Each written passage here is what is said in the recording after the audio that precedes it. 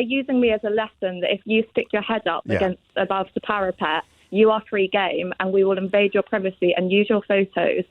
I think it's much worse than perhaps people give credit for. Yes. And if you don't mind, can I tell you what they actually printed in the Daily Mail? You can tell me everything you want, Eilidh. Seriously. Bear in mind I'm a medical student, but I don't know how this makes sense. They said, young medic on nursing picket line missed strike week to get liposuction. Yes. And then underneath it says, and then two big photos of me. And then underneath it says, striking nurses put cancer patients at risk, which is obviously very deliberate and awful. Yeah, so subliminally it's linking you to the idea of putting cancer patients at risk, even though you're neither a nurse nor on strike. And of course, the headline isn't even fair on nurses who were on strike. Yeah, exactly. So I think I'd make the point of saying I'm no more relevant to the strikes than anyone's like next door neighbour or the last caller or anyone else. Because you're a student. Yeah, I'm a student. I can't strike. And actually, they talk about how I previously supported the strikes, which I have, but the previous strikes were during my Easter holidays. I have never actually been on a picket line. I say that shamefully. I wish I had found the time, but I just didn't have the time. And so they've done this big story about this one day that I wasn't on the pickets, but I've never been on the pickets. What the hell happened? So unbeknownst to me, I'd had a private Twitter for a bit. I was going through how there was a bereavement in the family. I'm sorry. And I didn't know the whole time a Daily Mail reporter was following me. And I was not very mentally well at the time, I'll be honest. Okay. So I was under the crisis team. And he was going through my tweets at this time, knowing that. And I know that he'd seen the tweets because he references that I maybe wasn't starting medicine in July because I'll be a doctor in July. And I said that was for intense personal reasons and wanted advice. And then he used that tweet in the article to insinuate that I wasn't starting because of the money. Well, okay, why you?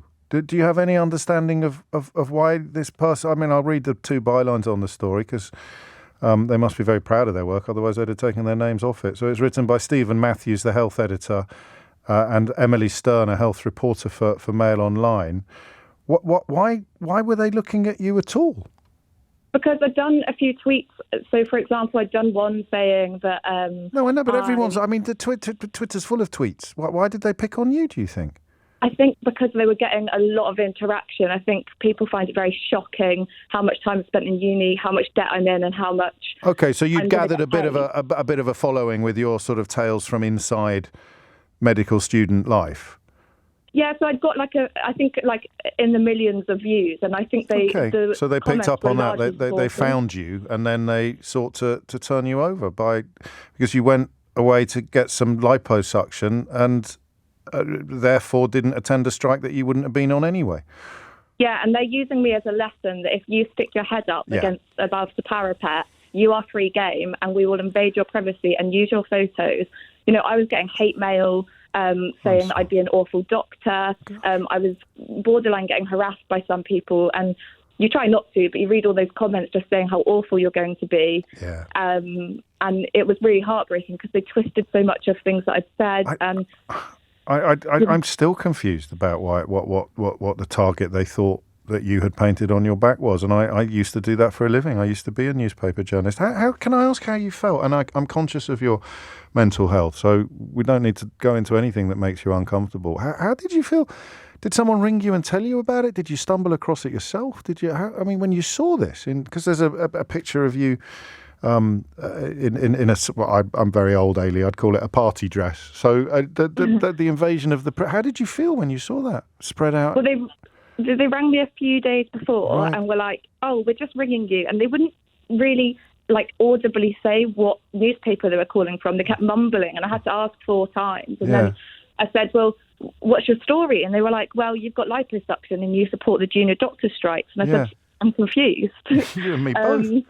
And then I just said, I'm not going to talk to you. I contacted my trade union who found out a bit more information. And we just said, well, if we both don't comment, this will be a nothing story. It doesn't mean anything. Next thing I know, it's on the Mail Online. I was absolutely humiliated because loads of people were saying, well, you know, if you're going to be like someone that gets lots of interactions on Twitter, you've got to expect this kind of thing. And I was like, I have 10,000 followers. It's not, you know, I'm not a celebrity. I'm a normal person, just supporting. And I just Sorry, go ahead. No, you go ahead. I just felt, I feel embarrassed, and I feel it's something that people are going to Google me and is going to follow me through my career.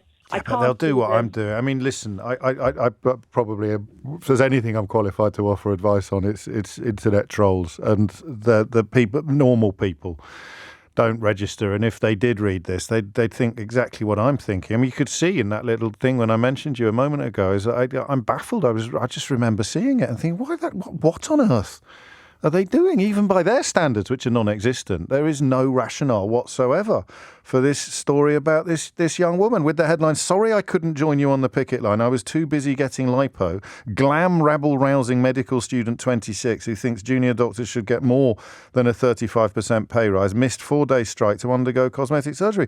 It's absolutely appalling journalism as much as anything else. So please take it from me as an old git that you don't really need to worry. I know it's a pain and it's a violation to think that if people Google your name, they will find this. But anybody whose opinion is worth worrying about will think what we all think, listening to this and reading this, which is what the hell were they playing at? What on earth were they doing? I need to ask, though, has it dented your determination to be publicly supportive of issues like industrial action? Well, at first it had, and I was like, I'm going to keep quiet, just keep my head down and just get through the rest of med school. And then the head of my med school actually called me later that day, and the head of my hospital too, and said, "We're completely behind you." Oh. And then spent a few days thinking, keep my head down. But then I thought, that's what they want. And actually, if people are resonating with what I'm saying, I'm doing this from a perspective of the NHS will fail if we don't retain doctors. I can see how many of my colleagues want to go to Australia. I want the NHS to exist. I'm not going to back down from that. It's not about greed. It's not about money. And if they want to paint it as such, let them. No, I know. I'm glad about that, because you've got to look after yourself. That's the top priority. But that's wonderful that the hospital and the medical school. Do you want to mention where you are or not? Because they'd possibly don't worry about that. No, I'm fine. Do you know what? Actually, because it's quite funny, because it shows how bad the journalism is. Because they said I went to Newcastle University in the article, so I do. Yes. But they also said I live in Manchester, and I've never lived in Manchester in my life. So. So the hospital and the university in Newcastle came through for you. They offered their full support, and presumably, like everybody listening to this conversation now, wondering what on earth. Let's get their names again, Eilidh, because we all know what it's like to see. Stephen Matthews and Emily Stone. What on earth they were thinking of? No clue I mean, at all? The only good news is myself and one of my friends is actually a photographer and took the photo on holiday, are invoicing them for the images because they're not allowed to use them. That's why I knew about it. That's what I saw. That's the thing that drew me in. That was the first, because you pointed that out, I think, didn't you? Yeah. And that's what drew me in, because I don't routinely find myself trawling through the Mail online reading stories about completely blameless medical students spending their own money on medical procedures or cosmetic procedures. It's not something my algorithm throws up with regularity. Have you submitted any official complaints or anything like that? Yeah, but Ipsos they're just not bothered. But the money that we do get, and we think we will get, will be donating to the BMA strike fund. So they've kind of shot themselves in the foot. That's lovely stuff. Eilidh, thank you. I'm glad someone alerted you to the fact. No, thank you. But maybe restored a little bit of your faith in the UK media, which, goodness me, must have been shaken to the core by that absolute apology for journalism by Mail Online.